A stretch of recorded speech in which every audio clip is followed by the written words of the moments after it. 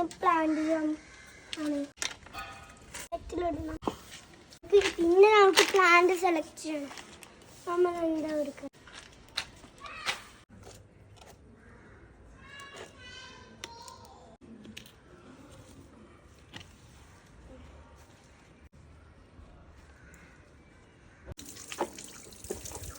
Balls നമ്മൾ ഇതിനുള്ളിൽ വെക്കാനാണ്.